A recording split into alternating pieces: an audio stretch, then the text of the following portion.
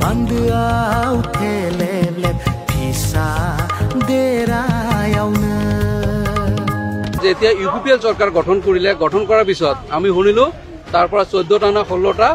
department ইয়াৰ পৰা উঠাই লৈ গল উঠাই লোৱাৰ কাৰণটো কি হি এজন পুতুলা হৈ আছে আমাৰ বিটিসিৰ চিফ এখেত ইয়াত মানে পুতুলা হৈ আছে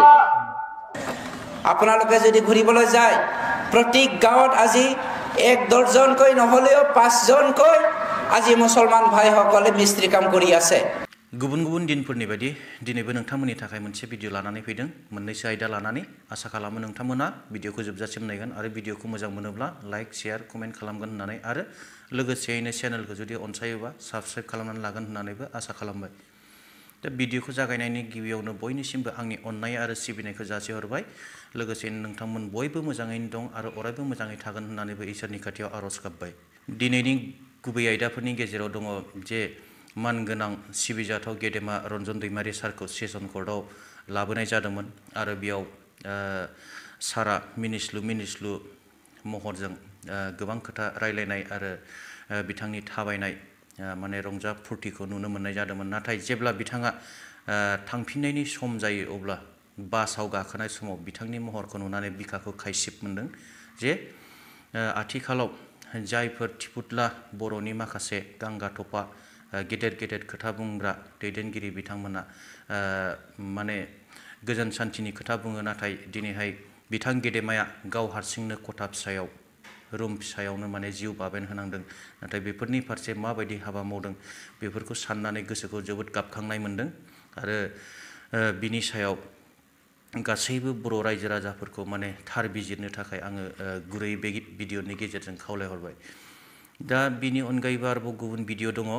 जे गुबुन मोनसे भिडिअ जाहैबाय आथिखालाव प्रमद बर' सारनि एबा प्रमद बर' बिथांनि दैदेननायाव बिटिसिआव बा बिटिआरआव माबायदि सरकार सोलिदों आरो गुबुन फारसेथिङै दङ जे 5 नं क'क्राझार लकसभा समष्टिनि एमपि नब कुमार सरनियानि जिहेतु एसटि सार्टिफिकेट बेखौ नंखाय होननानै गुवाहाटी मानगोनां हाइकर्टआ माने केन्सेल खालामबाय एबा फोसावबाय दा बिनि बे माखासे भिडिअ दङ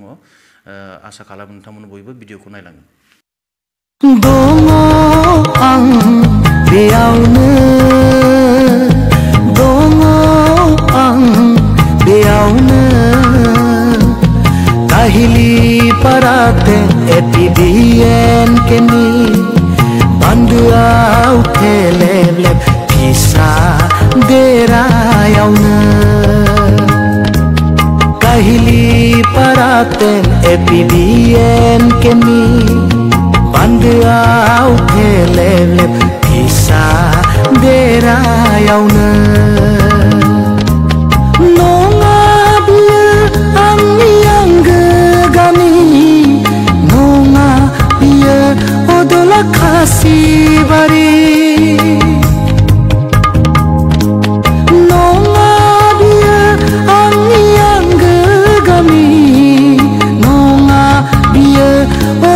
खासिबारि आंनि गामि आंगोनि गामि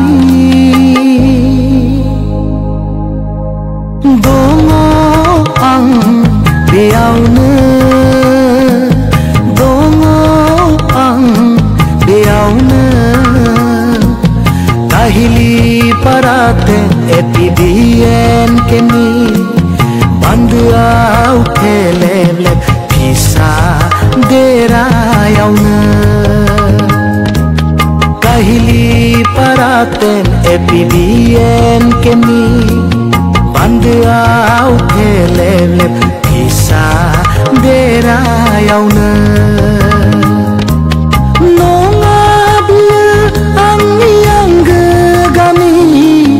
नङा बियो अदला खासिबारि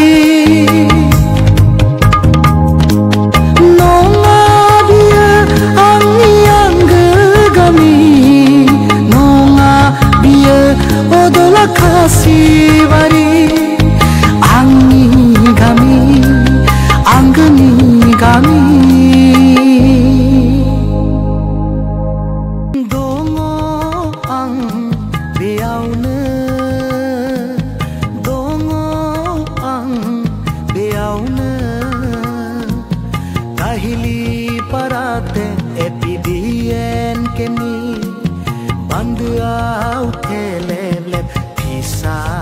देरायावनो बे ससे भिडिअखौ नुनानै रायजो राजा नोंथांमोना निस्सय गोसोआव एसेबाबो दुखु मोनदों आं बेखौ हमनो हादों मानोना दिनै गेदेमा रन्जन दैमारि सारनि थाखायनो बिटिआर एग्रिमेन्ट जादों आरो गेदेमा रन्जन दैमारि सारनि थाखायनो दिनै बर' हारिया गोबां सोलायनाय फैदों आरो गोबां जौगासारनाय फैदों नाथाय जाय बिथां गेदेमानि दैदेनबोनायाव बर' हारिया सांग्रां जाबोनो हादों बे बिथाङा दिनै जोबथेसालियाव हारसिं थानांनायासो जोबोद दुखुनांथाव जियानो जायाथों मानो जोङो इसोरनाव आर'ज गाबनांगोन जे जोबोद थाबैनो जाहाथे मानगोनां जोंनि गेदेमा मानगोनां रन्जन दैमारि सारा उदां अख्राङाव फैनो हायो बेखौ बयबो इसोरनि खाथियाव आर'ज गाबनो थाखाय आङो गासैबो रायजो राजाफोरनिसिम गुरै खावलायहरनाय जाबाय दा गुबुन मोनसे भिडिअआव फैदिनि गुबुन मोनसे भिडिअआनो जाहैबाय गोजोन सान्थिनि मुङाव मानगोनां इएम रन्जित बसुमतारी बिथाङा माबायदि बिबुंथि होदों एसे बिनि भिडिअखौबो नायदो रायजो राजानो हा होआखै रायजो राजानो मोनथाय होआखै रायजो राजानो सान्थि होआखै रायजो राजानो गोजोननाय होआखै बिथांमोना जोंनि गेजेराव बर' आदिबासि ब्लाड सेट खालामदों बिदा फंबायनि गेजेराव ब्लाड सेट खालामदों बर' मुसलमाननि गेजेराव ब्लाड सेट खालामदों डिस्ट्रयल लाबोदों शान्तिनि बेरेखा खामानि मावदों सन्मानिय प्रमोद बर' डाঙৰীয়াৰ নেতৃত্বত আজি আমি শান্তি প্ৰতিষ্ঠা কৰিব পাৰিছো সমন্বয় কৰিব পাৰিছো जोंनि गेजेराव खौसेथि गैयामोन गंसे गिर्जायावनो सानै बिदा फंबाया ज' हाबजाबनो हायै जाबाय बिथांमोननि समाव गंसे मन्दिरावनो सानै फिसालथैया फुजा खालामनो हायाखैमोन मोनसे बाजारावनो जोङो ज' बाजार जाजाबनो हायामोन गंसे दुब्लियावनो जोङो आबाद मावनो हायामोन दिनै मानव गेदेर प्रमोद बर' बिथांनि दैदेननायाव जोङो गासैखौबो जाफुंहोनो हाबाय ধুবুৰীৰ মুছলমান ভাইসকলে ধুবুৰীত থকা অসমীয়া ভাষীসকলে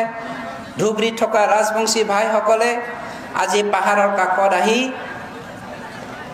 মিস্ত্ৰী কাম কৰিবলৈ সক্ষম হৈছে আপোনালোকে যদি ঘূৰিবলৈ যায় প্ৰতি গাঁৱত আজি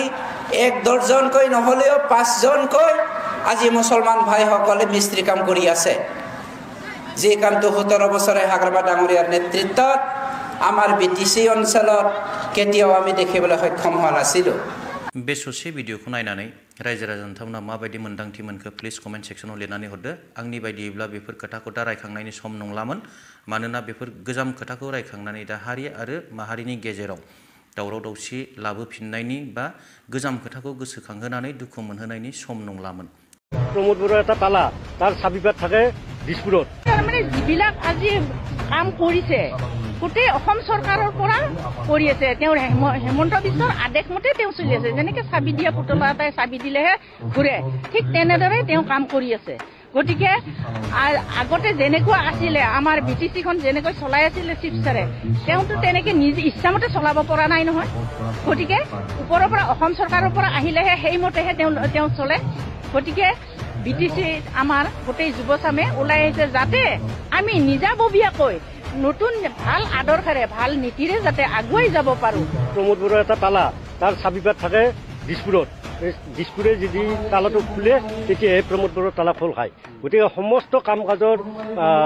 তদাৰক দিছপুৰেহে কৰে প্ৰমোদ বড়ৰ হাতত এক ক্ষমতাই নাই পিএফ দলৰ প্ৰধান হাগ্ৰামা মহিলাৰী ছাৰে যেতিয়া চৰকাৰখন গঠন কৰিছিল ইয়াত ইণ্টেৰিয়াম চৰকাৰৰ পৰা যি কেইবছৰ চলাই গ'ল তাত ইয়াত 40খন ডিপাৰ্টমেণ্ট আছিল আৰু তাৰ পিছত যেতিয়া ইউপিপিএল চৰকাৰ গঠন কৰিলে গঠন কৰাৰ পিছত আমি শুনিলো তাৰ পৰা 14টা না 16টা ডিপাৰ্টমেণ্ট ইয়াৰ পৰা উঠাই লৈ গ'ল উঠাই লোৱাৰ কাৰণটো কি হি এজন পুতুলা হৈ আছে আমাৰ বিটিচিৰ চিফ এখেত ইয়াত মানে পুতুলা হৈ আছে बे गासैबो भिडिअखौ नायनानै माबायदि मोन्दांथि मोनखो प्लिज कमेन्ट सेक्सनाव लिरनानै हरदो आं दिनैनि भिडिअखौ गोलावथार खालाम सानाखिसै गासैखौबो उनाव फिन लोगो मोनफिनबावगोन आसा खालामनानै दिनैनि भिडिअखौ एसेयावनो दोनथ'बाय थेंक इउ गोजोन्थों